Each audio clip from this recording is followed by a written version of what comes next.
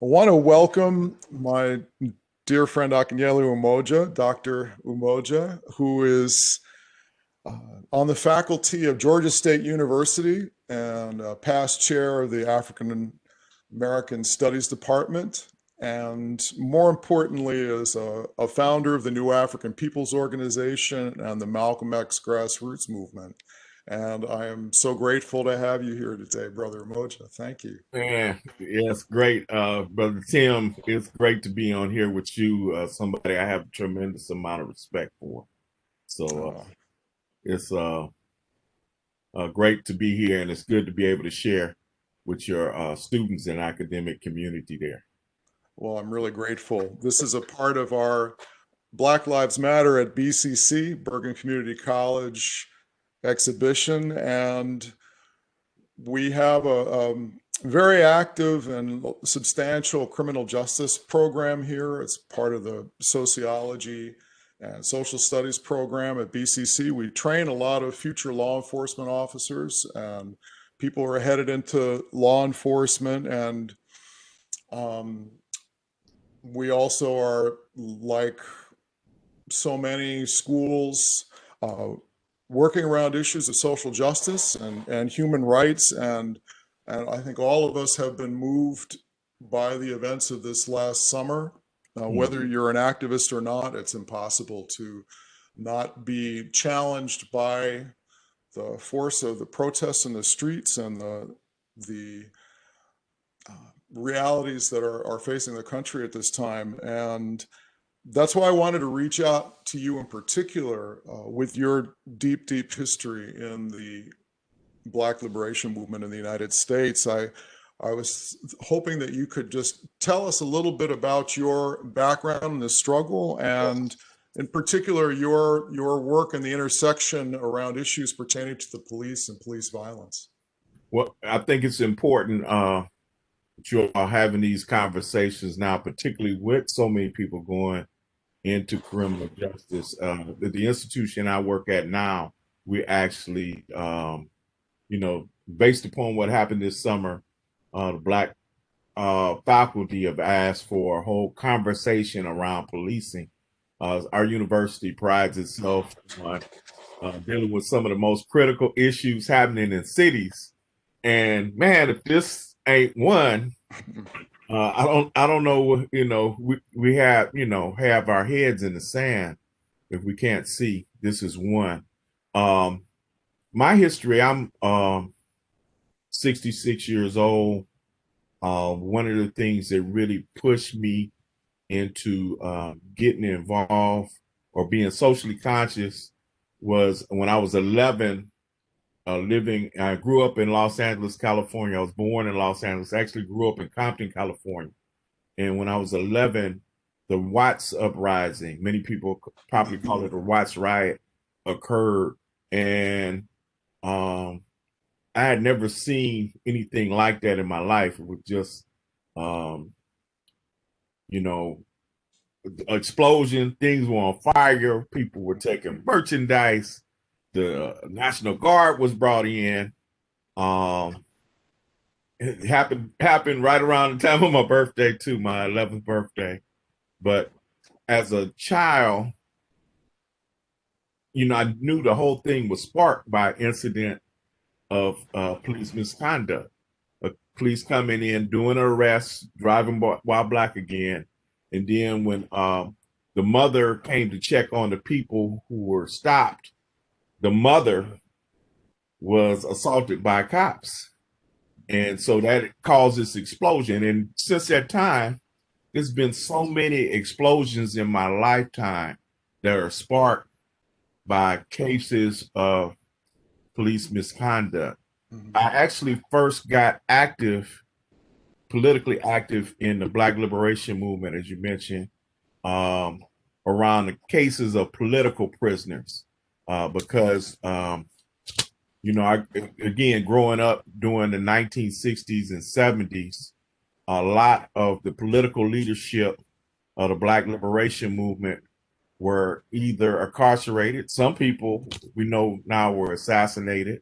I think your students might be interested to see The movie about Fred Hampton is coming out this month, called, I think, Judas and the Black Messiah. They should check that out if they can.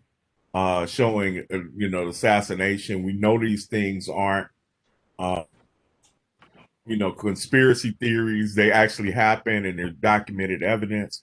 The students should find out about this thing called COINTELPRO, the counterintelligence program of the FBI, where a lot of Black political leaders, many of who were struggling around this police issue in our community, were assassinated. Some were incarcerated. Some were forced into exile. And so my first activism was connected with that. But then as I got involved more deeply in the community and trying to organize around the things that affected the Black community in Los Angeles, we constantly had to work around this thing about the police. There were just so many people being killed. I remember in the year 1976, we noted that there were 52 Black people who were killed either by the Los Angeles Police Department or the Los Angeles County Sheriff. 52 people in 1 year, that's one person for every week in the year. Every week. Every week in the year. So we noted that during that time. One case that really haunted a lot of us was the case of Miss Eula Love. Mm-hmm. And I think this gets to so many people discuss today is how do we respond to cases when people are in duress? Do we respond with military force, or do we respond with some counseling or whatever? But Eula May Love was a woman who was widowed. She was behind on her gas bill. And when people came to cut her gas off, she ran them off with a butcher knife. Now, obviously, she was under some form of duress.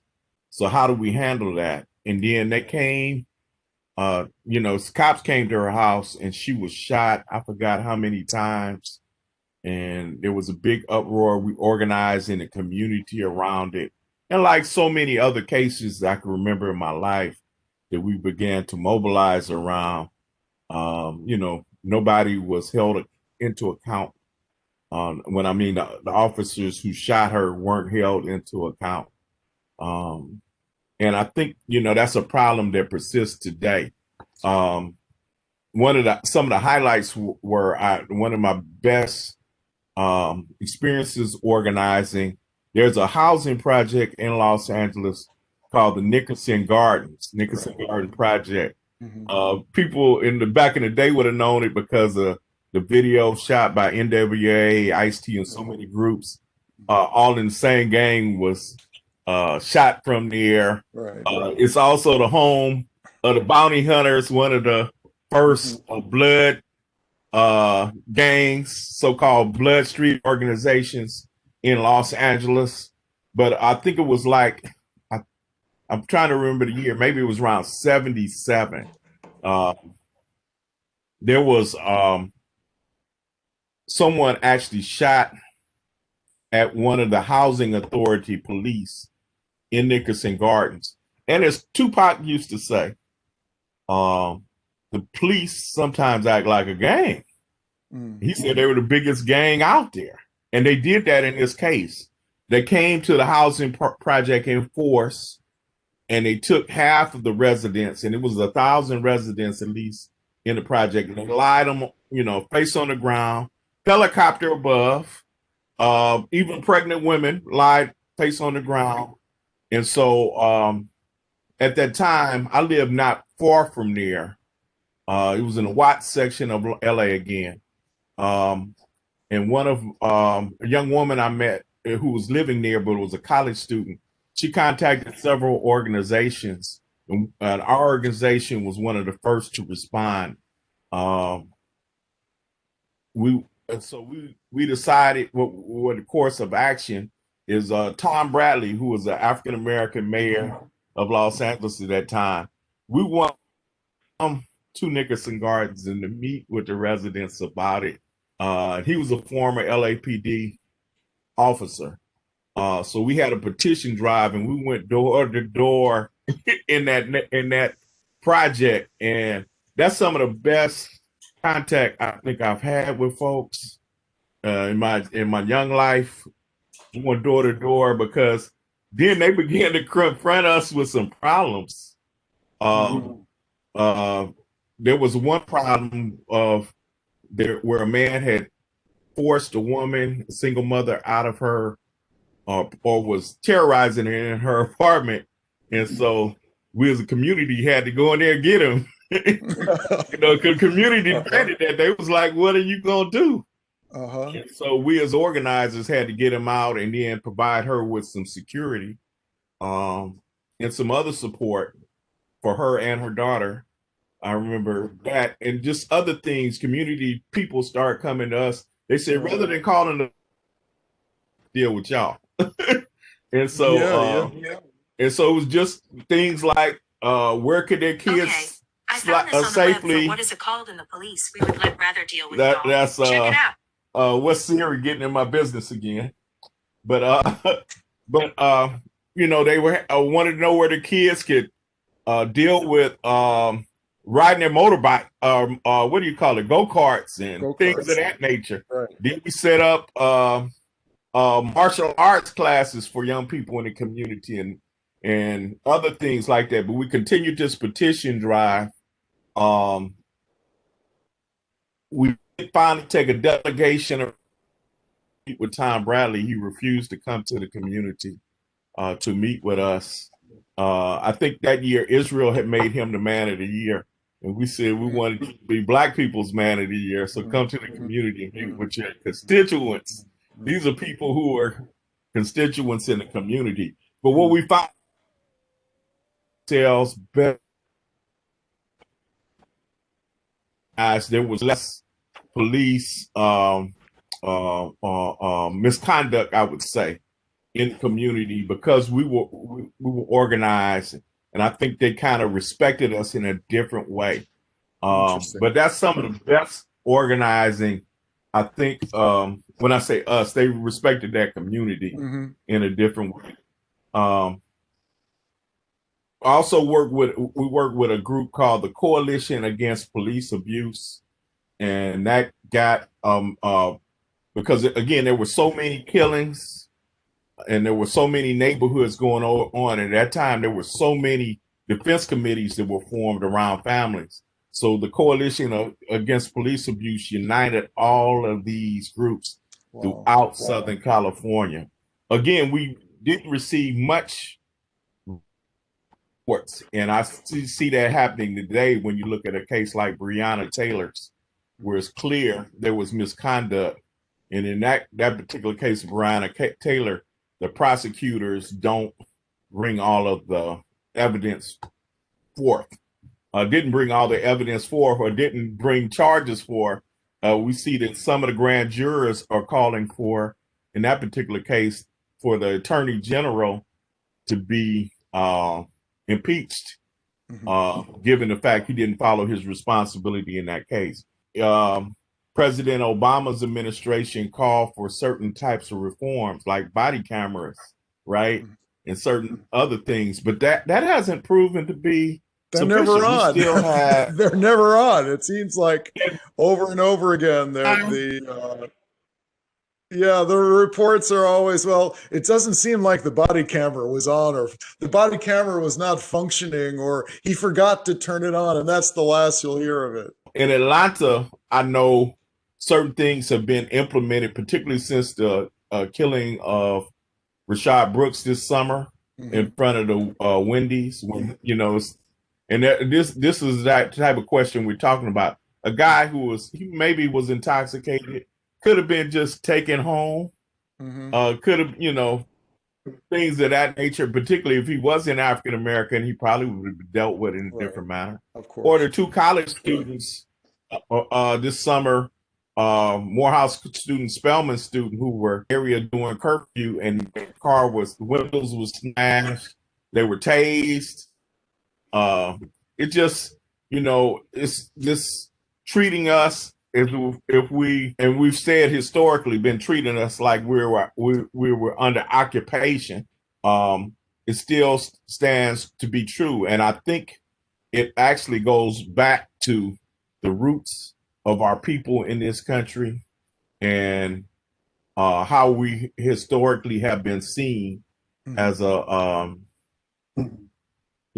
alien force that needs to be controlled, a subversive force that needs to be forced, control, a rebellious force that needs to be controlled. And we all know the history of police actually goes back to these slave patrols.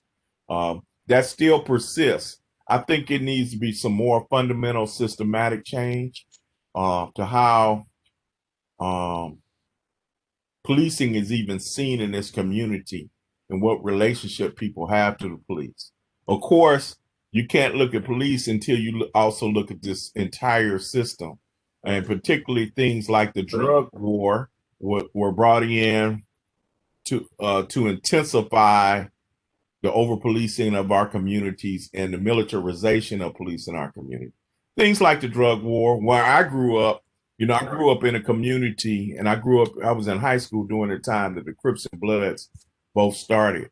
And so I experienced as a young person being stopped, and the justification being stopped was, I was a certain age, and this, gang thing was going on during that time. Profiling. And so I was profiled. Our names were kept in a database. And again, I wasn't gang affiliated, but, we were stopped. My information was taken. A couple of times one time I was mistakenly taken to jail for a warrant that didn't exist. Just so many things that happened during that time, living in South Central LA and Compton and Watts during that particular time in our history. So, many of us argue that you gotta just relook at this whole thing in terms of how this system is organized to keep us in a state of really occupation. Right. And the police just play a role in that. I know that many people come into policing without that intention, but it's hard to challenge the institution when you're in it. You know what I mean? And so, the system orients you, it trains you, and it's already set up. And so I know some people who have tried to change it from within, and I applaud you, but but I think we have to look at changing the institution overall. And again, police are not in isolation from the economic system. Right. They're called to support an economic system that values property over people. Well, let's talk about that for just a second. I just wanted to. This was sort of like a bifurcation, at least progressive white America's view of the civil rights movement. On the one hand, you had the part of the civil rights movement led by Dr. King and others, and I think SNCC was more in this direction as well. Voting rights, equal access, the end of Jim Crow, all important things. But then you had Malcolm X was using words like you said before, like about the police as an occupying force in our communities, emphasizing the direct role of the police in containment and I was just wondering how did you see yourself as an organizer,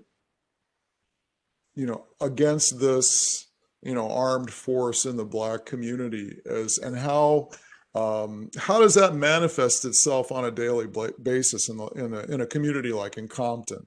It seems like I think for a lot of white people, and I think when I was a young organizer as well, I think we've talked about this. My own story was people from the Black United Front in Brooklyn, New York, from Reverend Herbert Daughtry, were organizing against police murders, and we were sort of interested young white people like you would see out in the Black Lives Matter demonstrations, over this last summer. We wanted to get involved. We wanted to make a contribution. And we were asking our Black friends and comrades, what is the most important thing we could do? And their answer was, you have to deal with the police. Maybe that's something that you can do that we is just a persistent, ongoing problem, and that people just don't even see it. They don't even understand, don't even perceive the level of day-to-day violence that is just an underlying assumption in the reality of Black people in the United States. And I have to admit, I felt like, oh, I'm a progressive person, and all willing to demonstrate or do what's necessary, but are the police really that big a deal? You want to organize against the cops? I mean, don't they? It is so far from the imagination of most of us as white people what that could be like. And I think some of the events of this last month with the insurrection at the Capitol and watching the ways in which armed white people dressed in military fatigues. And it was, I think, Joy Reid from MSNBC and others, were correctly pointing out, this is what white supremacy looks like. This is exactly what we've been talking about. But I think for many of us, it is a real cognitive leap to see the sort of beyond the Norman Rockwell view of Officer Friendly sitting with a little boy at the lunch counter, to seeing the forces of what you would describe as an occupying army in the Black community. So what's your experience of that as an organizer? Man, well, I just wanted to make one comment. Yeah. Before when we talk about January 6th, I think of what the rapper, saw an interview with him afterwards. And he said, in the Black community, we all know what the inside job is. Mm-hmm, mm-hmm. You know what I mean? And that was the inside job. Yes. There was so many people out there that we need to focus on. Yes. But we got to know that what was the role of the leadership of the Capitol Police and not calling folk out? What were the role of some of the people in Congress? How did they, if they haven't been doing tours of the Congress, why were there tours the day before? Things of that nature. So they were that invasion of the White House was connected from the top. Connected from people in high places. So when I say it has to be institutional changes, we've known for years, for decades, that the white supremacists have infiltrated local police. Even in recent years, the FBI has reported that. And so, but we know that they always prioritize so-called Islamic terrorists. Right. They a few years ago talked about Black identity extremists. That Black people have always been a greater threat, even going back to the time of the formation of the Bureau of Investigation, later becoming the FBI. The emphasis was on Marcus Garvey.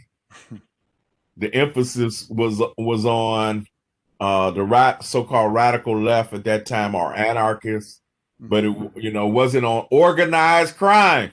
You know what I mean? It was right. Even during Prohibition, political forces who were considered radical, and groups like, Marcus Garvey's Universal Negro Improvement Association were seen as the greater threat.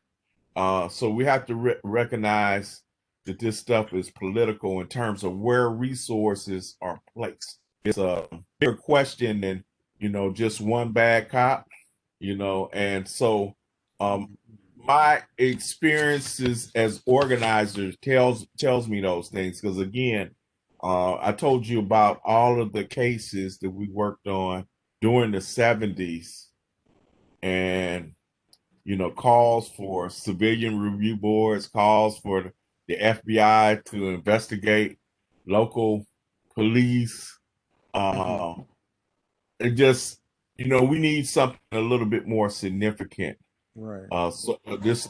People talk about systemic racism, but they really don't talk about the depths of the structure, institutions, how things are arranged. What is its relationship to the economy? Even when we talk about crime, of course, there'll be some crime going on right now because people have lost their employment because of COVID, right? And so when it comes to like feeding your children or breaking the law, some people are going to break the law. A lot of people will. They're not going to starve. And then we live in a system where certain corporations benefit when there's a lot of misery. We live in a system where congressmen won't vote for relief, but they get free medical care. Right. They still get their salaries. Right. So people who control our affairs are people who aren't in the same situation that the majority of people live in. Right. So we have to begin to ask some fundamental questions about how society is organized. Black people have to ask questions about, do we have self-determination? Do we have the power and the ability to control our affairs in our community and decide how we want to deal with things like crime? How do we want to deal?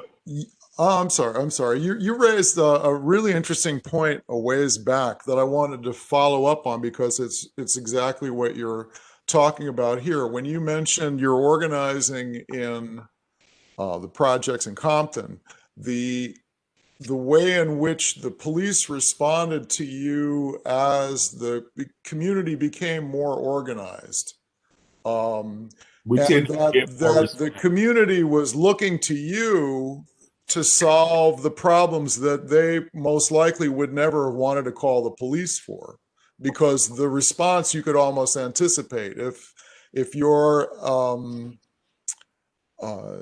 you're an abused woman and you're looking to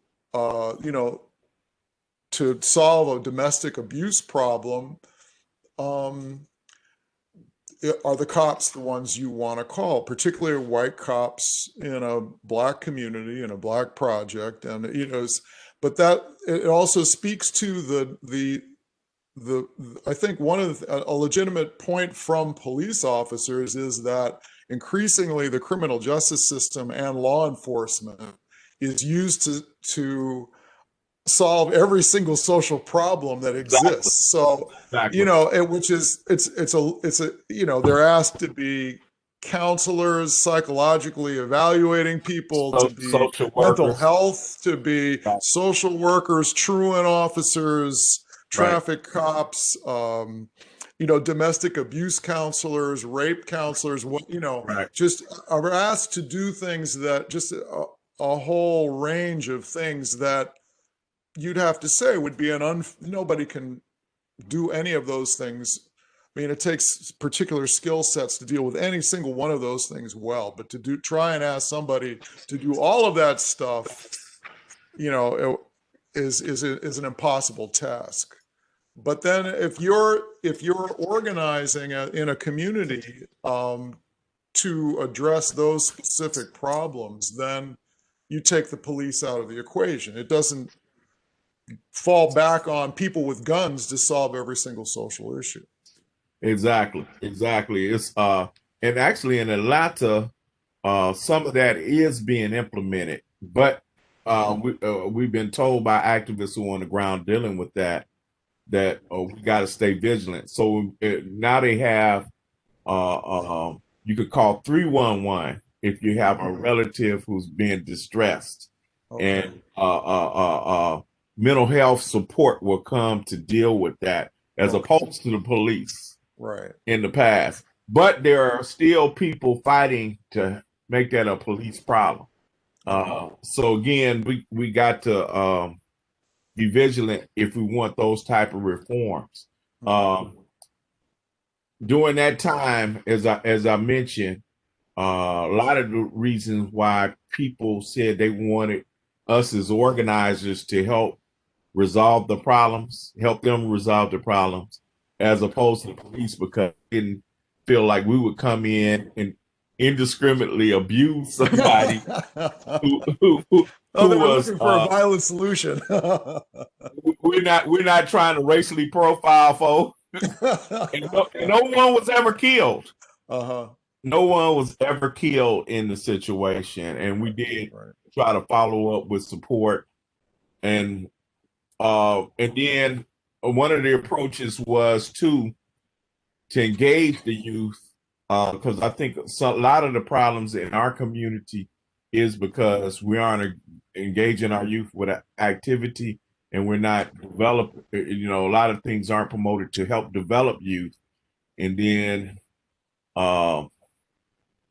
youth have there's a lot of competing interests. And a lot of things can carry them into a negative direction. So part of that was investing in that, and that's what some of the people are calling for today. The activists who are calling for, as they call, divest, invest, are calling for resources to be placed into services that have been taken away from people in the last few years. For instance, when I was in high school, you could play ball, you could be in the choir, you could, learn to play instrument. There were activities. A lot of those activities are taken away.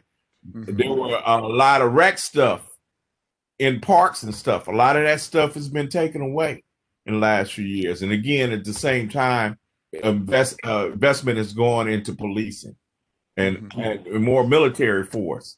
And so what people are calling for, a lot of activists, and it really was pushed this past summer, is to invest in some of these things that help develop the community, help develop our youth, things of that nature.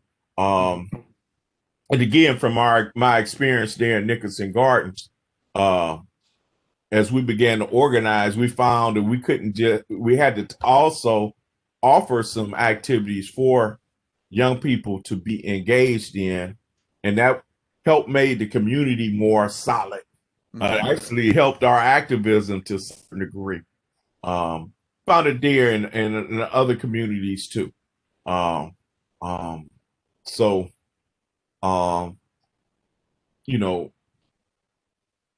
has to be something we have to kind of take a more holistic approach to organizing when we do that. It can't just be the agitation part, but how can we make the community more whole too? Again, and that's what the whole piece around divest and invest has to do with in that situation.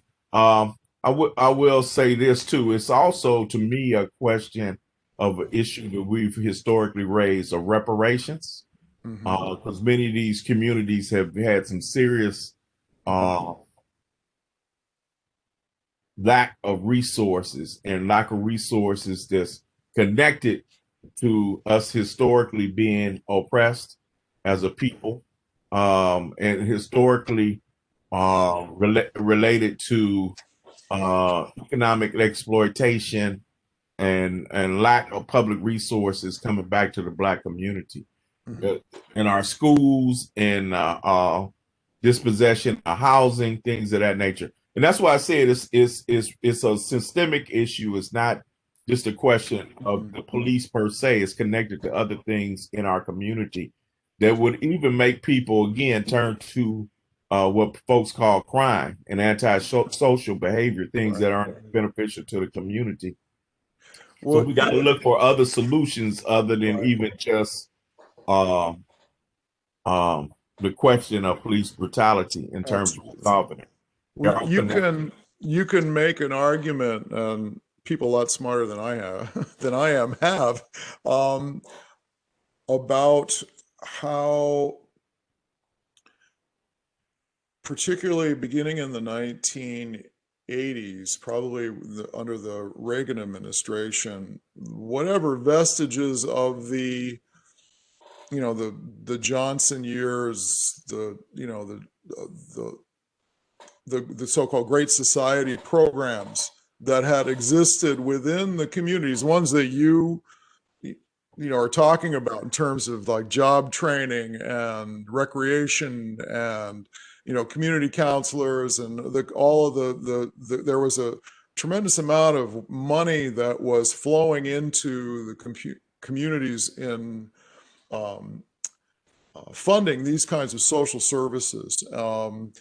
During the early 1980s, that was systematically cut back and cut away. And you could match dollar for dollar. I've seen studies to this effect, the rise of the drug economy, which you could analyze as an unofficial black market economy. Rises in direct proportion to the withdrawal of those other resources, job training, and employment opportunities. And then the only response then, if you are looking at an oppressed community of potentially rebellious people for whom there is no room in the overall economy, is the militarization of the police force. And that then becomes job number one, priority number one of the urban police forces, is to put a stranglehold on that potentially rebellious population. And interestingly enough, when that happens, when that becomes a solution to resolving that situation, then everybody in the black community, everybody in those neighborhoods that have been targeted as the neighborhoods where drug trafficking is going on, everybody then becomes a target. Everybody becomes an enemy. Right. It's indiscriminate. Yes. When you drive through that neighborhood, then everybody is subject to, stop and frisk. That makes everybody, that increases the whole occupation piece. But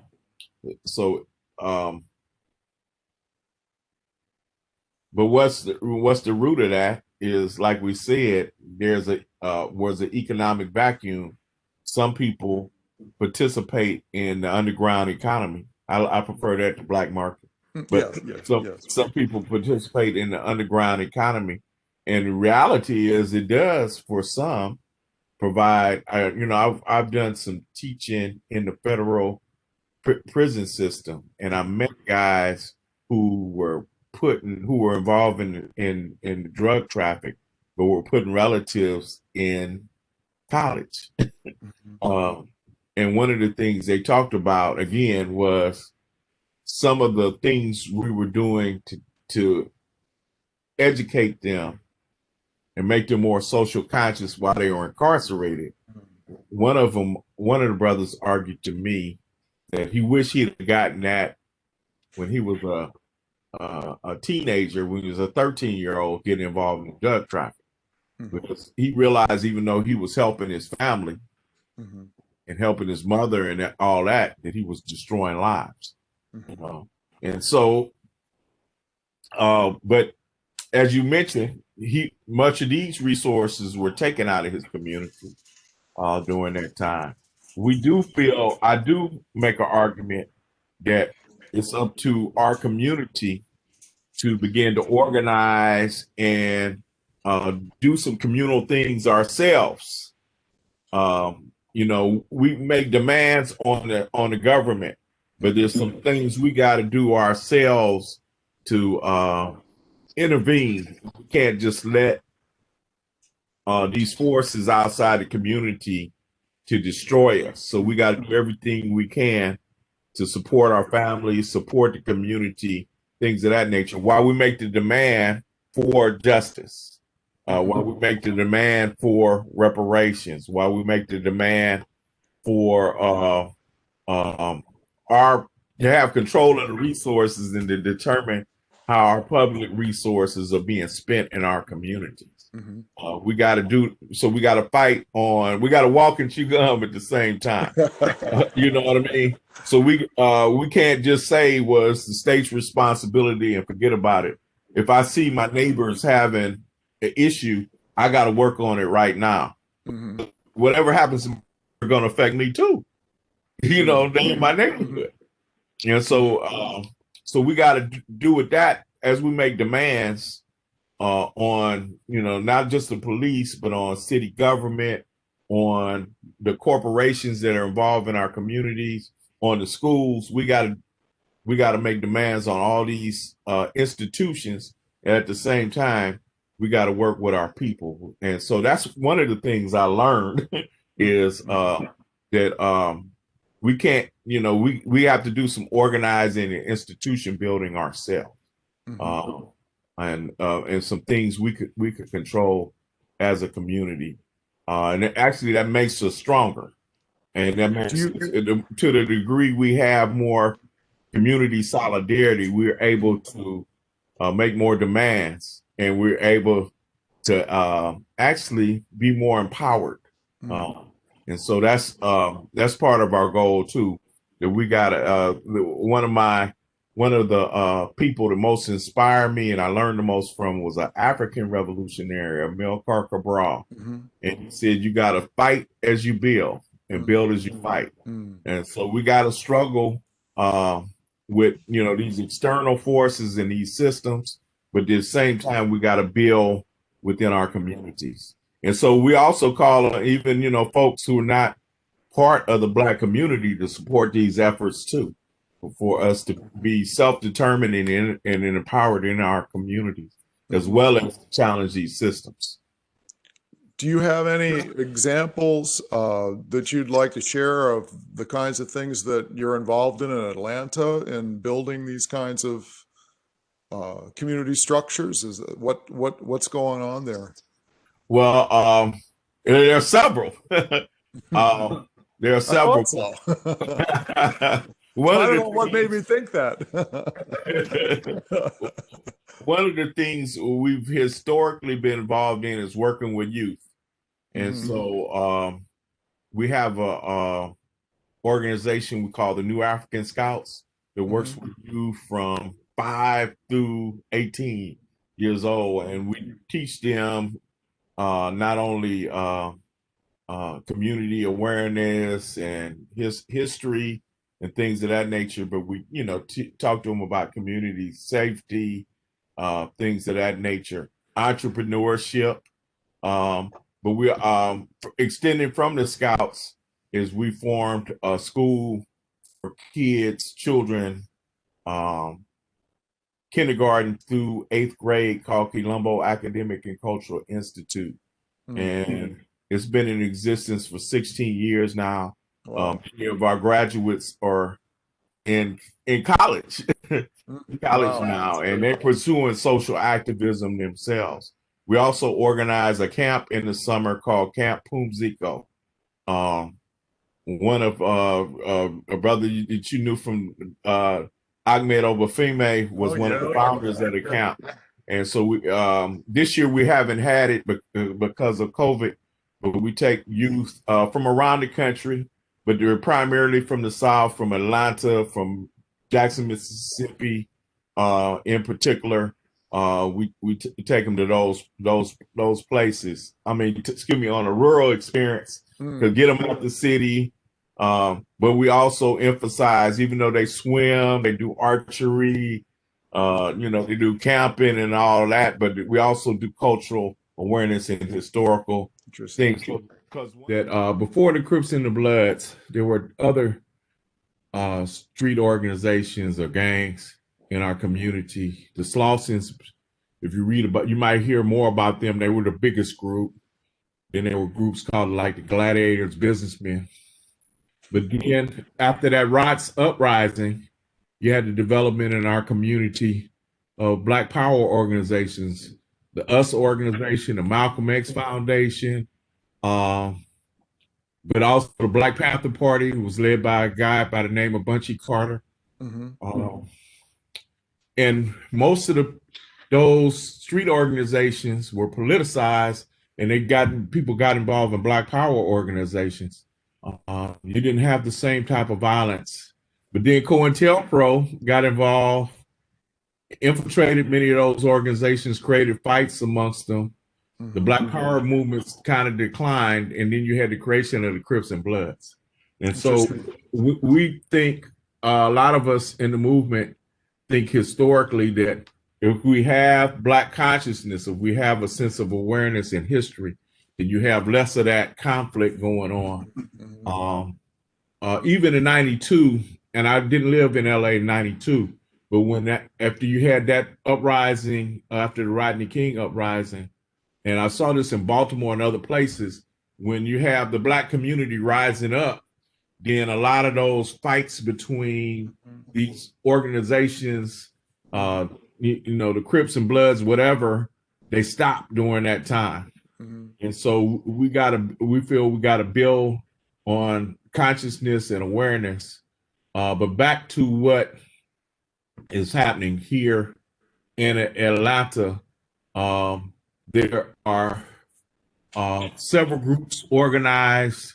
Also, I mentioned about the things around the Colombo School, the New African Scouts, Colombo, but then there are groups involved. And of course, we have people who are challenging, the over-policing of our communities here. We have people who emerged out of the Black Lives Matter protests. And so some of the things I say that were implemented, like the 311, that's been implemented. Things like there have been challenges on the cash bail system. And one of the things I'm proud of is that as a professor, my students did some of the research that was used, showing that a lot of people are incarcerated and for minor offenses and can't get out of jail because they can't afford bond. And so that research was used. We lobbied politicians and challenged politicians. And so that was enforced. But again, we find we have to be vigilant on it because there are forces trying to bring it back.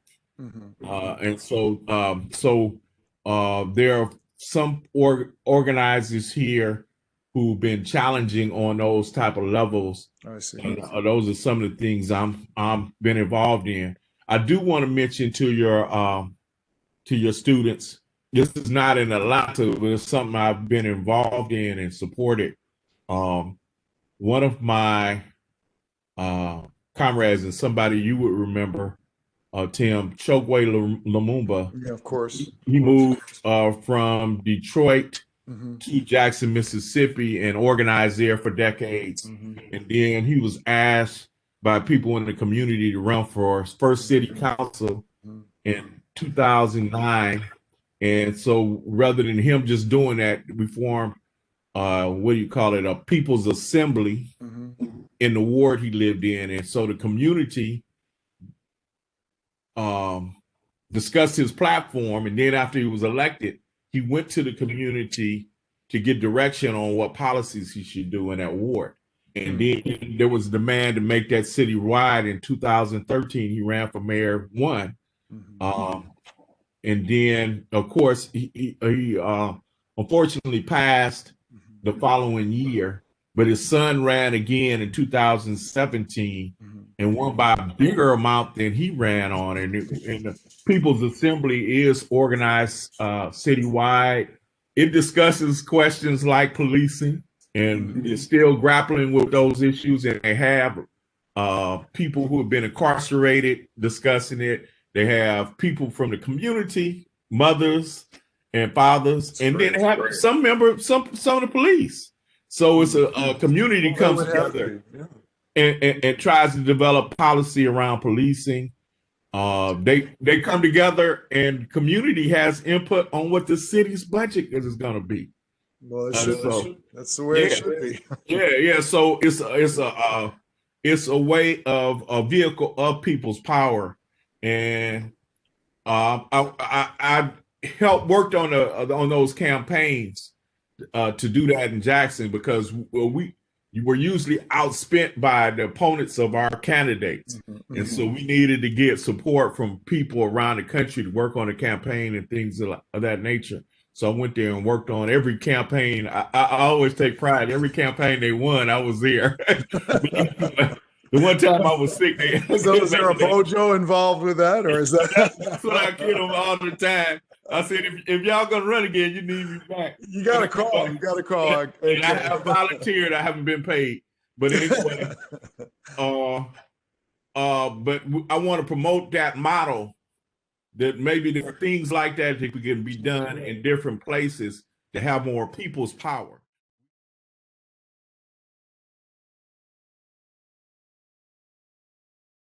I wanted to go to two places.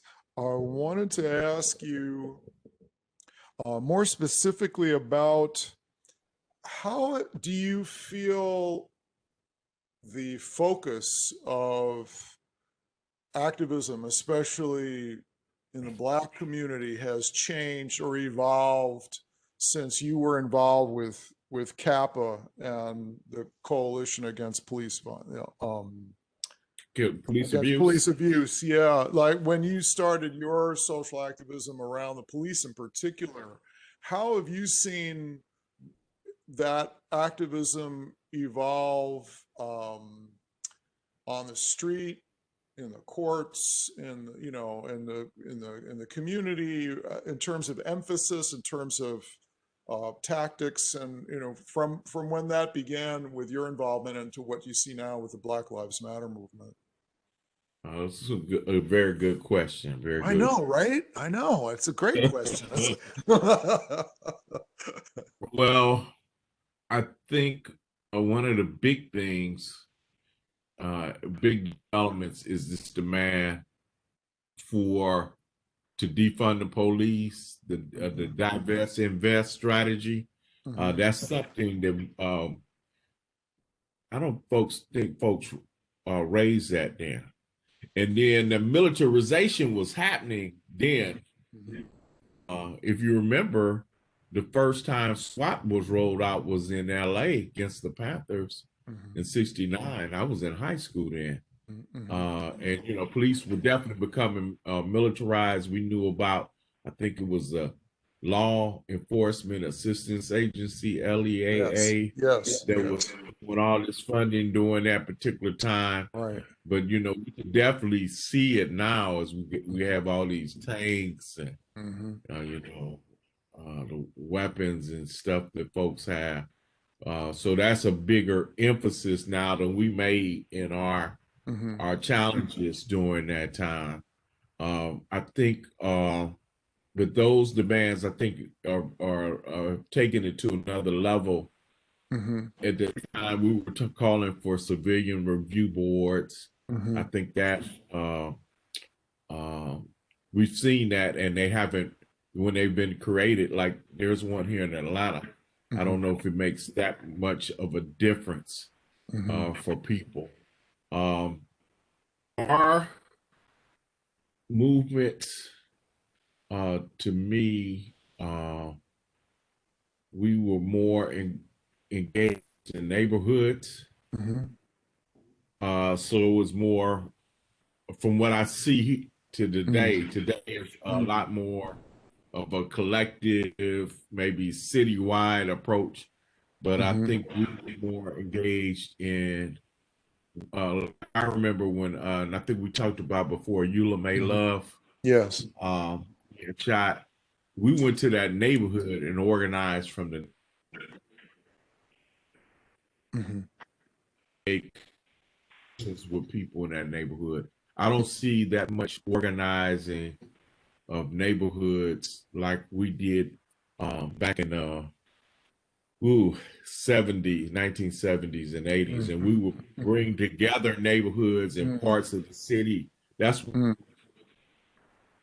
police abuse was bringing together all these forces, all these defense committees from around the city Mm-hmm. together. In Atlanta, at least, I don't see Mm-hmm. that type of coalescing of forces. A lot of time, the cases are treated as separate entities. Um, so we, I know during that time, at least in terms of our work in Los Angeles, Mm-hmm. it was building a coalition, trying to come together with a community strategy. Mm-hmm. It might have been ambitious of an effort. Yeah. Put it that way. Right. Um, in terms of the development of a demand, I think in a lot of quarters it's just been sort of incorrectly characterized as abolish the police, as if, there's no role for, any kind of Mhm. law enforcement, which I don't think that's what anybody who's serious in the movement is really talking about. But then the clarifying demand of disinvest from the police and reinvest in the community, um, I think from my experience or my end of it, what we've been able to see is that process was already happening in reverse, beginning with the militarization of the police. That was taking place at the same time that there was a disinvestment in the community.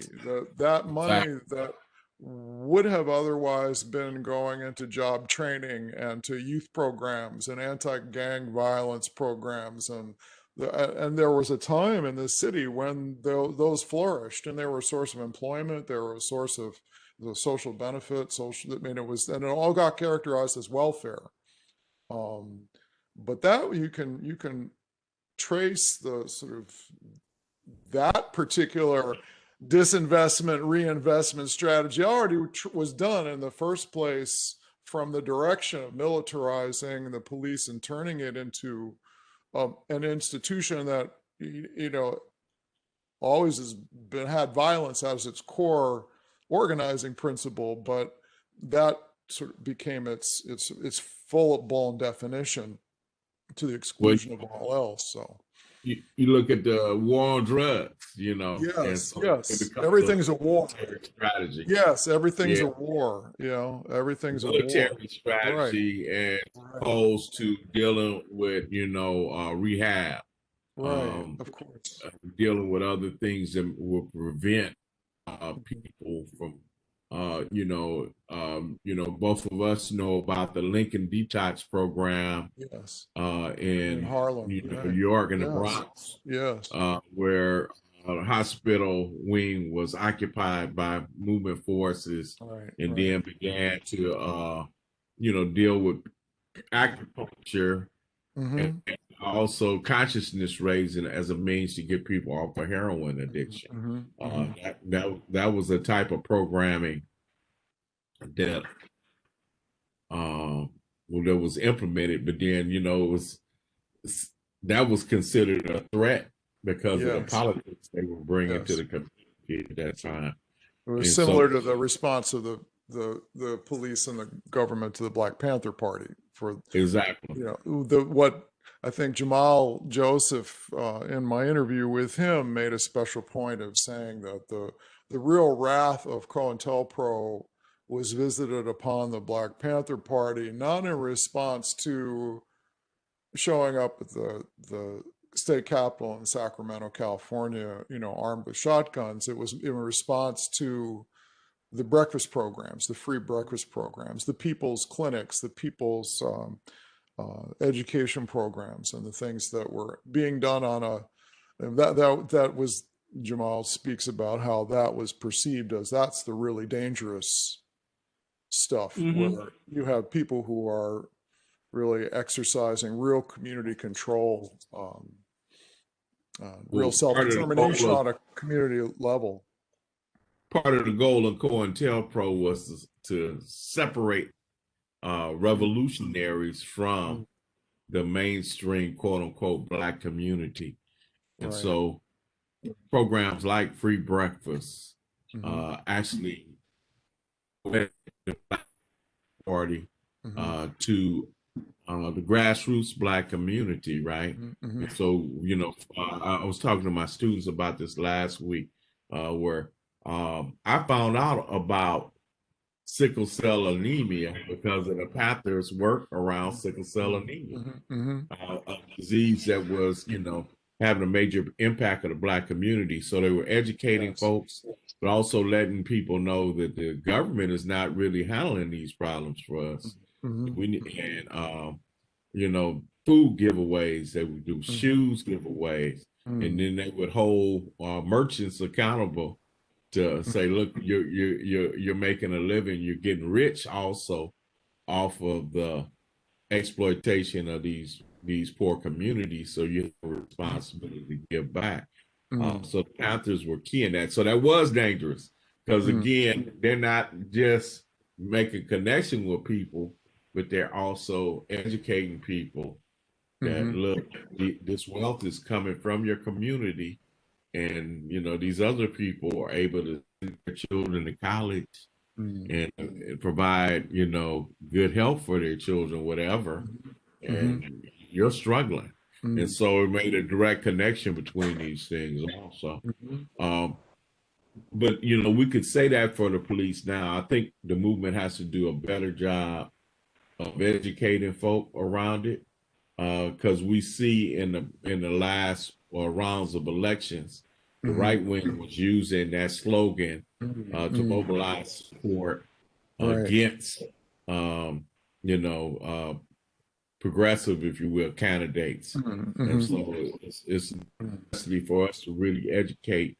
You know, this is where, you know, as you stated, we do want public safety. We do want safe communities. We are opposed to, but it's also important to, as again, as Chokwe Lumumba used to point out, what are the roots of crime? What's the economic basis for it? Absolutely. You know, I knew when this COVID thing jumped out, the crime is going to increase, right? Because people have needs and people are being taken away from employment. So, you know, you hope that's not the solution, but yeah, we know people are going to choose that. Yes. If it becomes a choice between they're feeding their children and, you know, stealing my car is going to be gone, right? And so, so yes, indeed. Yes, indeed. Make those choices. Right. You know, right. When you have nothing but bad choices, yeah, it's, you know, you're picking one of a whole array of terrible choices. Now, I'm interested. I just wanted to just pursue this just a little bit because you talked about the demands, and I have to say, what also struck me as like, wow, that's audacious when, you know, the demand abolish the police, and coming out of, I think, particularly Seattle, I think, to begin with, is like, that's it, just do away with the police, abolish the police. And then it was like, wow, I've been doing this a long time. It's like, I never heard of abolish the police. Well, I don't know about that. And I'm thinking, oh, my radical heart is beating. It was like, oh, it's like, oh, I don't know. That sounds a little heavy. But it's interesting though, that out of a movement that, I mean, is so inchoate and so fragmented, and even, you know, there's social media, but to that extent, you don't really have a sense of who's doing what in what part of the country, or what people are really doing. It feels like I have less knowledge now of what's going on with other activists than I had when there was no social media. It's interesting like that. It's But then there's a much more radical demand coming out of this sort of dispersed but socially connected and interwoven movement to, okay, well, let's start over again. You know, let's just call a halt to what we now consider policing, and let's reinvent it. Start over again. How did we get there? What do you think? I'm going to ask you another tough question. What's your sociological or historical analysis of how that? Do you think it's just that the violence that is now more ubiquitous with cell phone cameras and social media is just like that? It's just enough is enough, that we need to start over. You think that that's driven this demand? We've always had a variety of perspectives Mm-hmm. in the movement, right? And some seem to be, even amongst radicals, some are more radical. In reading the Russian Revolution, Lenin, who was a revolutionary, a socialist, there was something he called left-wing communism, right? Right. Communism was far out there and didn't really address the reality or the current reality of the struggle of the people.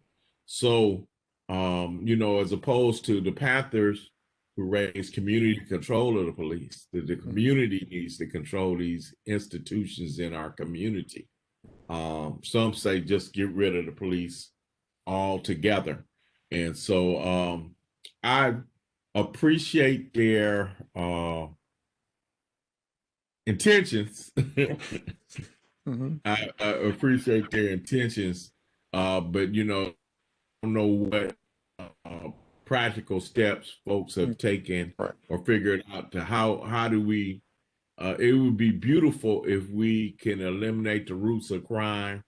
If but I do like, and I think I might have mentioned earlier, where some forces are coming up with dealing with, okay, how can we, if somebody has a mental health issue, how do we address that, and what can we implement to address mental health issues in our communities, right? As rather than sending the police, but that's a whole different question.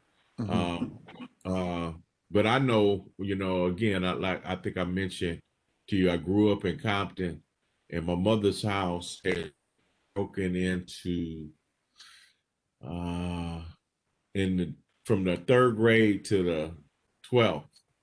It'd been broken into 5 times. And so, so that means whatever,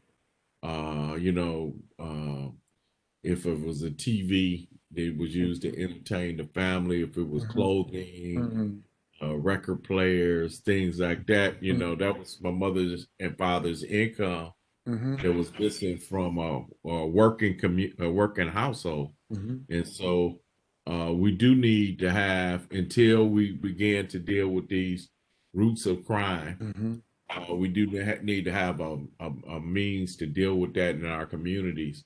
Like I told you before, in some of our organizing, people in the community called upon organizers to address some of these problems in the community. Right.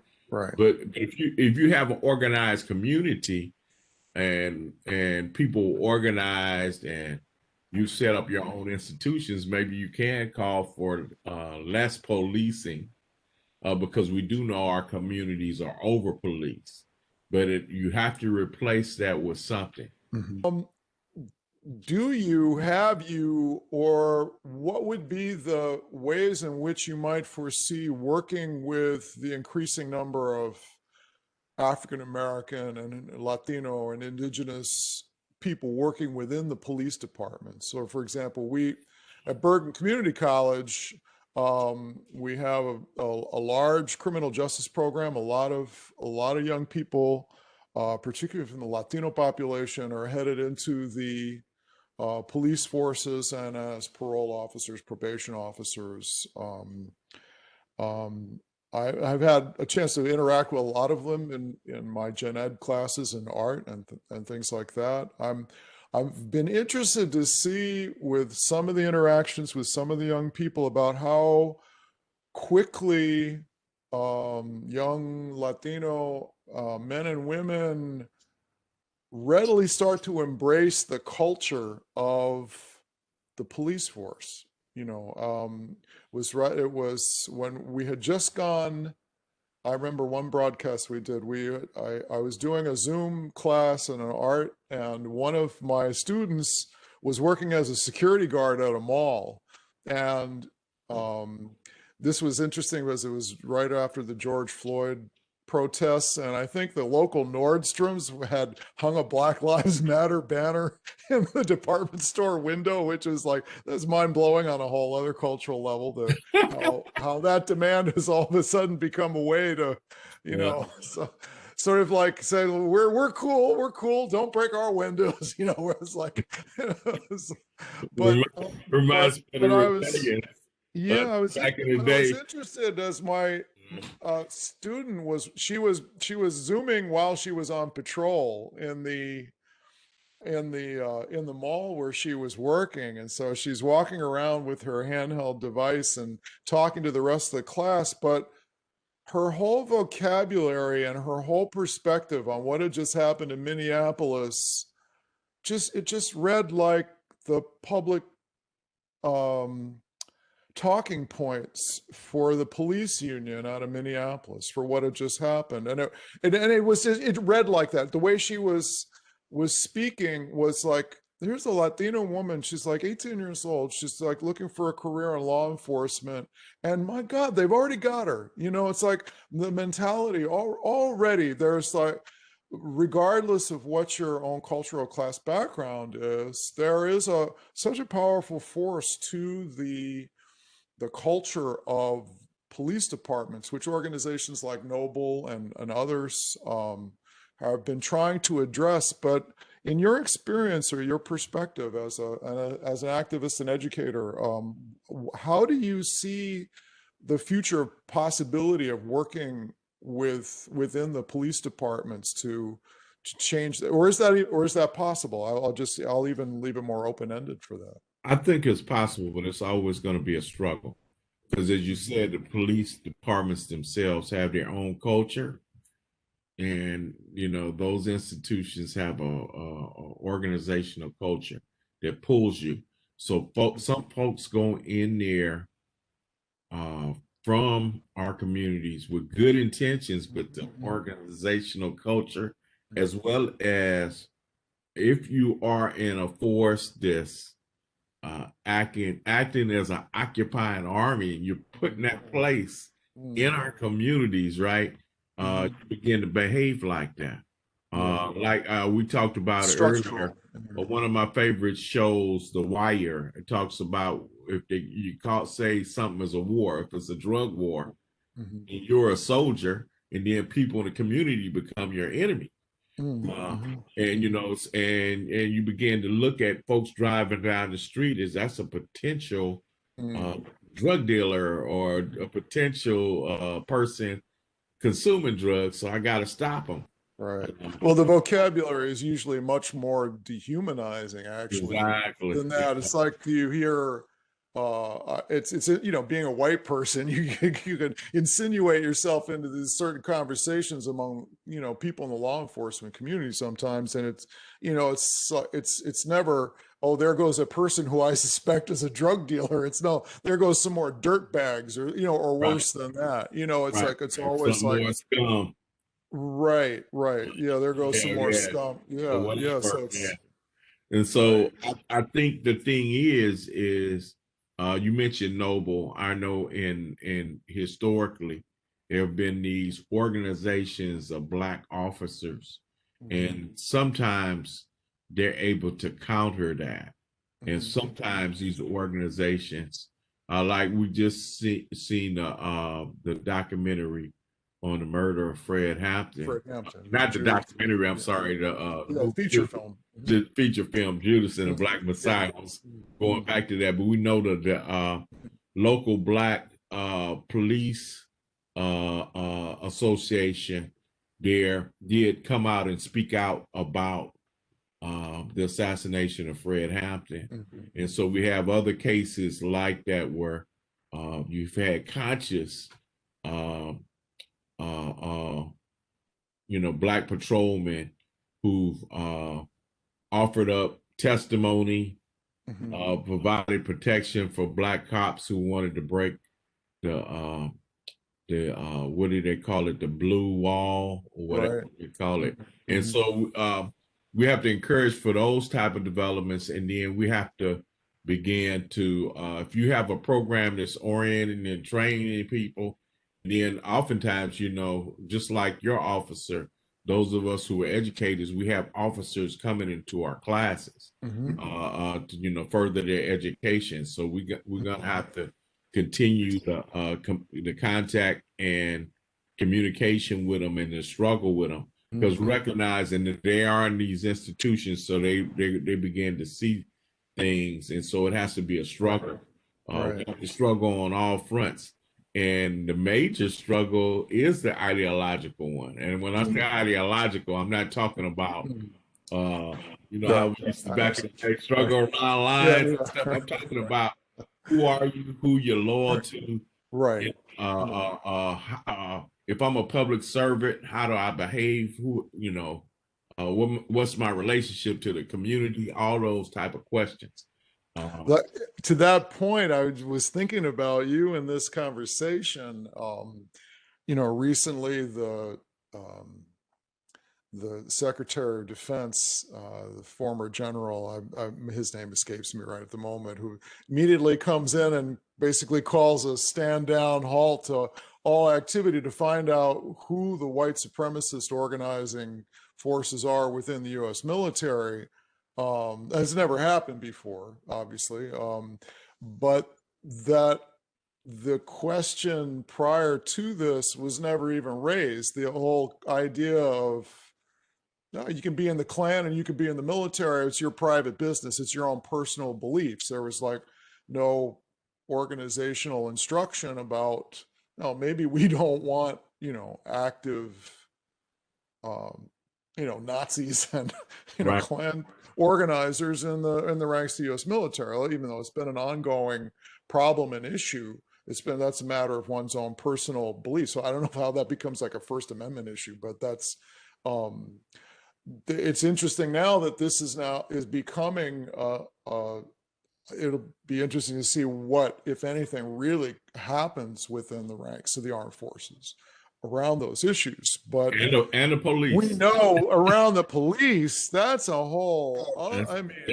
that's the story of the civil rights movement, is that the link between, it's not just in the Deep South. The link between the police and the Klan was the Mississippi slogan was "Blue by day, white by night," and that was for very, very good reasons. And the police would often use the Klan as a sort of an unofficial, off the record death squad for dealing with problems that they could deal with extrajudicially. So that is purging the white supremacist organizational structure out of the police is